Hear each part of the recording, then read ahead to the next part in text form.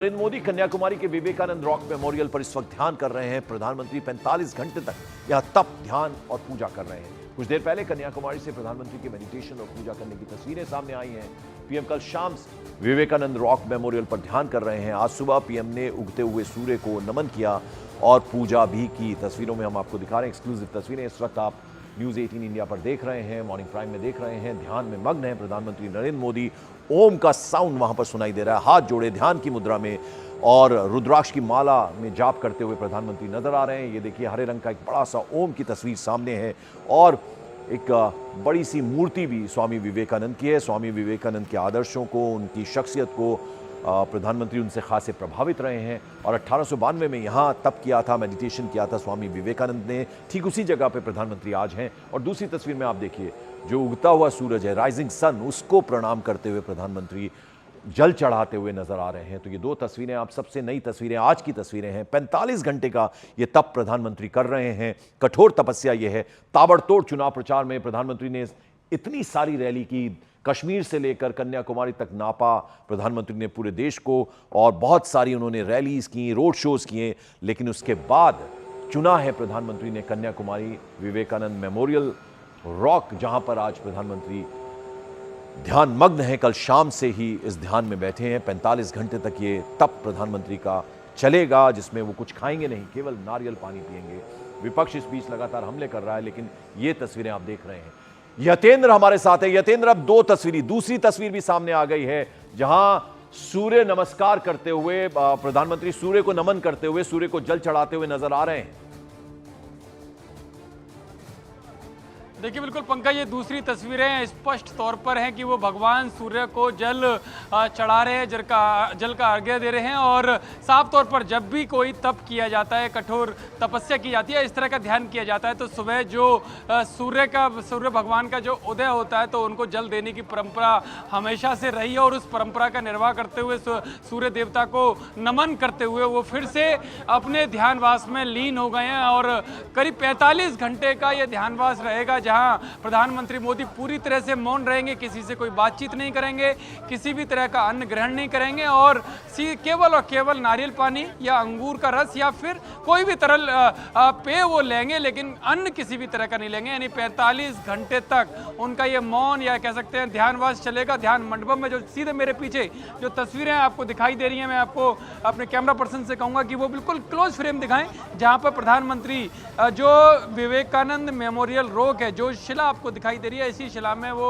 ध्यान मंडप है, जहां पर कल शाम 6 बजे से प्रधानमंत्री ध्यान लगाकर बैठे हैं। सुबह उन्होंने भगवान सूर्य को जल का अर्घ्य दिया और उसके बाद वो फिर से अपनी उस उपासना में, अपने उस तप में बैठ गए। और कल बताया जा रहा है कि कल दोपहर 3 बजे तक, यानी कि 1 जून 3 बजे तक वो इस तप को करेंगे, यानी कि ध्यानवास में बैठेंगे। और उसके बाद जो महान कवि तिरुवल्लुवर की जो आप स्टैचू देख रहे होंगे, करीब 133 फीट की अगर इसके बेस से लगाया जाए और केवल मूर्ति की बात की जाए तो 94 फीट की ये मूर्ति है, जहां पर वो माल्यार्पण करेंगे। क्योंकि एक बड़ा मैसेज प्रधानमंत्री मोदी की तरफ से दिया जा रहा है, क्योंकि पहले भी उन्होंने दिया है तमिल काशी संगम करके, और आज जब वो इस भारत के सबसे दक्षिणी सिरे पर मौजूद हैं, यहाँ पर वो ध्यान लगाकर बैठे हैं, तो ये मैसेज केवल तमिलनाडु के लिए नहीं है, ये मैसेज केवल कन्याकुमारी के लिए नहीं है, मैसेज पूरे हिंदुस्तान के लिए है कि हिंदुस्तान की जो एक रूपता की जो बात करते हैं, एक रूपेण की जो बात करते हैं, वो सब कुछ यहीं पर है। वसुधैव कुटुंबकम की जो बात करते हैं, तो हिंदुस्तान के एकीकरण, जो बार बार जो राजनीतिक विचारधारा जो इसका अलग करने का प्रयास करती है, नॉर्थ और साउथ की जो बात करती है, उनके लिए एक कड़ा मैसेज भी है कि पूरा हिंदुस्तान एक है, कन्याकुमारी हो या गुवाहाटी, एक देश एक माटी, इस तरह से एक मैसेज प्रधानमंत्री नरेंद्र मोदी की तरफ से यहाँ पर दिया जा रहा है। जी यतेंद्र, देखिए बहुत इंटरेस्टिंग चीज ये है कि प्रधानमंत्री को लेकर विपक्ष बहुत हमलावर है उनके इस मेडिटेशन को लेकर। तो यहां विपक्ष को एक तरह से बीजेपी कल जवाब देती हुई नजर आई थी। कई सारे प्रवक्ताओं को मैं सुन रहा था, तो बहुत इंटरेस्टिंग बात उन्होंने कही। उन्होंने कहा कि जब इलेक्शन के दौरान प्रधानमंत्री गरजते हैं तो विपक्ष डरता ही है, बौखलाता ही है, लेकिन उनकी खामोशी भी थर्रा देती है, डरा देती है विपक्ष को। बिल्कुल पंकज, प्रधानमंत्री मोदी की एक खासियत है कि वो चुप रहे या विपक्ष पर प्रहार करें। दोनों ही स्थितियों में विपक्ष बौखलाता हुआ नजर आता है। उनके लगातार वार पलटवार प्रधानमंत्री मोदी पर नजर आते हैं। वो शांत रहें तब भी विपक्ष उन पर हमला करता है, और जब वो भाषण के माध्यम से भी विपक्ष पर या देश के लिए कोई भी बात बोलते हैं तब भी विपक्ष उस पर निशाना साधता हुआ नजर आता है। तो इसे इसे उनकी खासियत के तौर पर भी देखा जाना चाहिए कि प्रधानमंत्री मोदी जहां भी रहें, जिस भी स्थिति में रहें, लेकिन वो विपक्ष के निशाने पर रहते हैं, क्योंकि विपक्ष को पता है कि जब तक प्रधानमंत्री मोदी हैं उनका सत्ता में आने का जो सपने हैं वो पूरे नहीं हो सकते। ऐसे में वो बड़े टारगेट को टारगेट करते हुए नजर आते हैं, और यही कारण है कि बड़े टारगेट के तौर पर उन्होंने केवल प्रधानमंत्री मोदी नजर आते हैं। जब वो एकांतवास में यहाँ पर आए हैं तब भी वो उनके निशाने पर है। चुनाव प्रचार थम गया, वो चुनावी सरगर्मी से दूर होकर ध्यानवास में लीन है, तब भी विपक्ष उनको बख्शने के मूड में नहीं है, लगातार उन पर अटैक करता जा रहा है। शायद यही कारण है कि जो बीजेपी के प्रवक्ता है वो भी उसी अंदाज में उन पर पलटवार करते हुए दिखाई दे रहे हैं। जी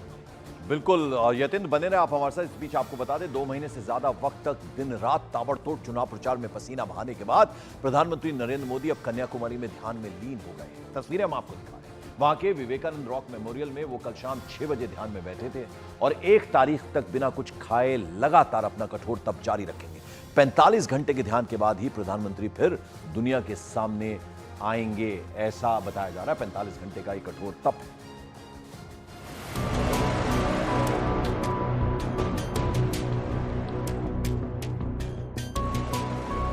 2024 के चुनाव प्रचार में अपनी पूरी ताकत झोंकने के बाद प्रधानमंत्री नरेंद्र मोदी कल शाम 6 बजे ध्यान में चले गए।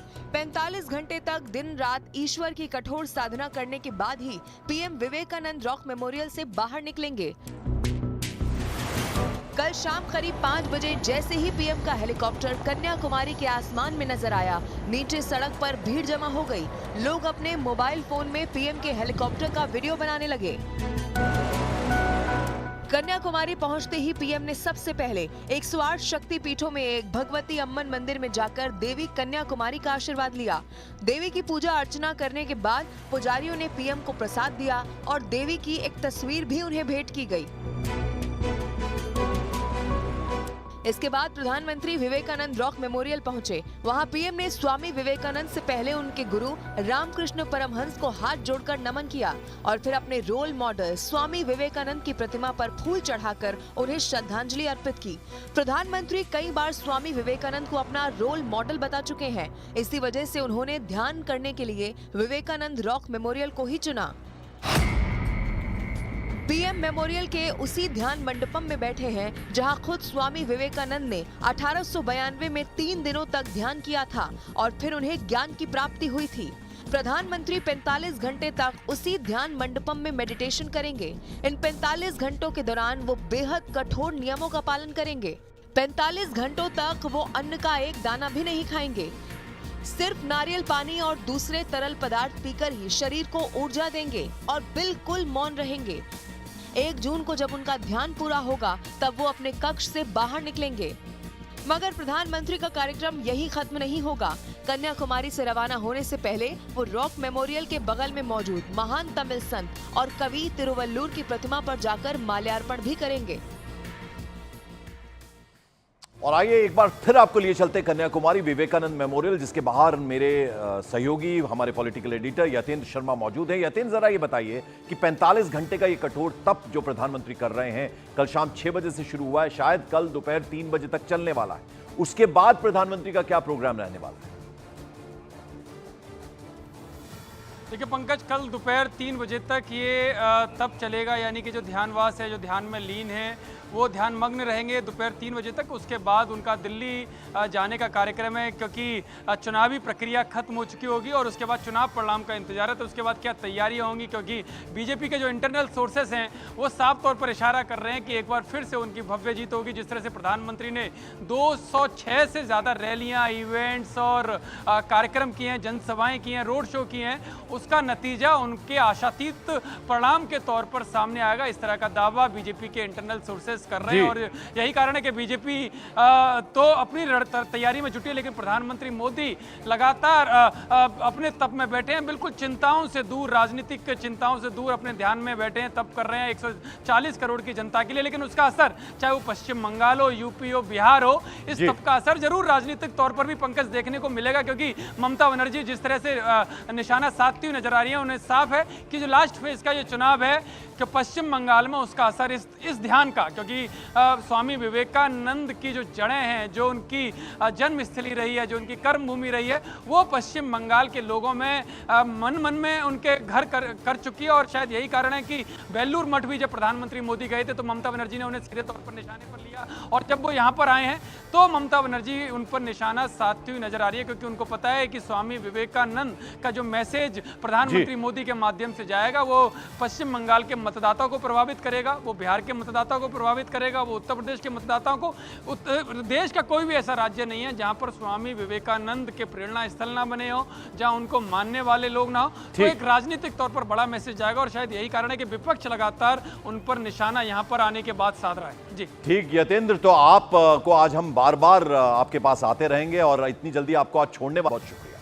तो प्रधानमंत्री का ध्यान शुरू होने के साथ साथ विपक्ष के हमले भी तेज हो गए हैं। जैसा हमने आपको बताया, इंडिया गठबंधन पीएम के ध्यान करने पर उनका मजाक उड़ा रहा है।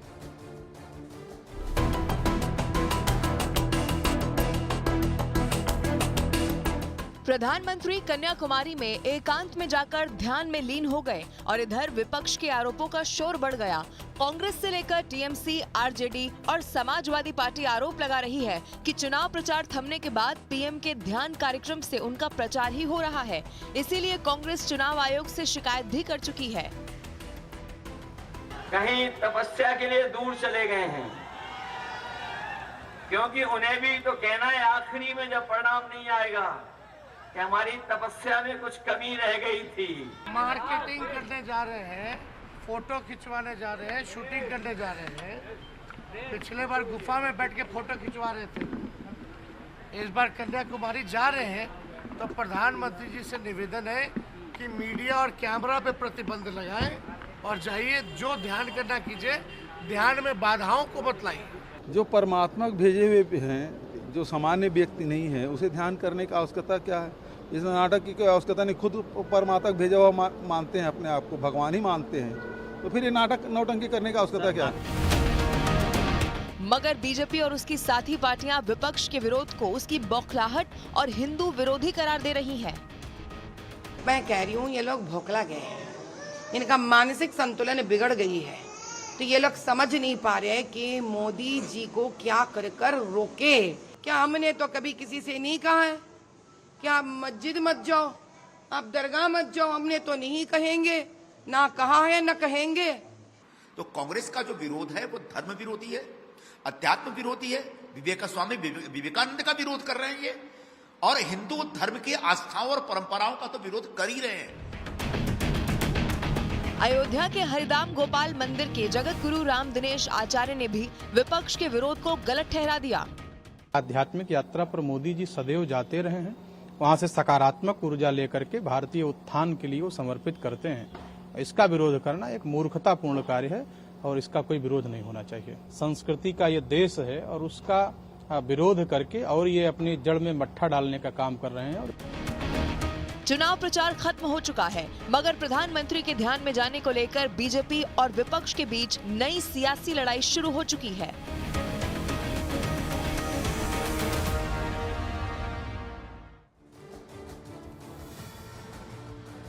तो तस्वीरें आप देख रहे हैं, प्रधानमंत्री की तस्वीर हम आपको दिखा रहे हैं। सूर्य को प्रणाम किया प्रधानमंत्री ने, जल अर्पित किया। ये तस्वीर आप देखिए कन्याकुमारी विवेकानंद रॉक मेमोरियल, जहां से सीधी तस्वीरें आप इस वक्त देख रहे हैं। सबसे नई तस्वीरें अब से कुछ देर पहले की सुबह की, रुद्राक्ष की माला जपते हुए प्रधानमंत्री नजर आ रहे हैं।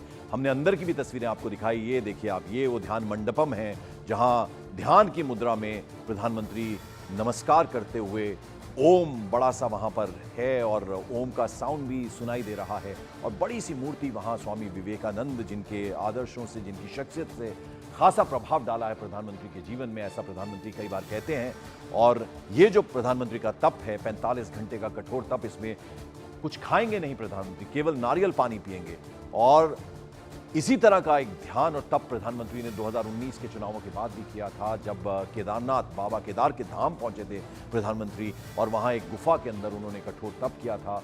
उस वक्त भी प्रधानमंत्री ने कुछ खाया नहीं था, केवल नारियल पानी पिया था। और वैसी ही तस्वीर आज देखने को मिल रही है। ताबड़तोड़ चुनाव प्रचार किया प्रधानमंत्री ने, पूरे देश प्रधानमंत्री घूमे, कई रैलियां की, कई रोड शोज किए, लेकिन उसके बाद चुना प्रधानमंत्री ने विवेकानंद मेमोरियल रॉक, जहां प्रधानमंत्री इस वक्त हैं, और जबरदस्त सुरक्षा के इंतजाम किए गए। 2000 पुलिसकर्मी जो हैं उनकी सुरक्षा में तैनात हैं। उसके अलावा नेवी, साथ ही साथ कोस्ट गार्ड, एयरफोर्स, उससे भी निगरानी की जा रही है इस पूरे स्थल की।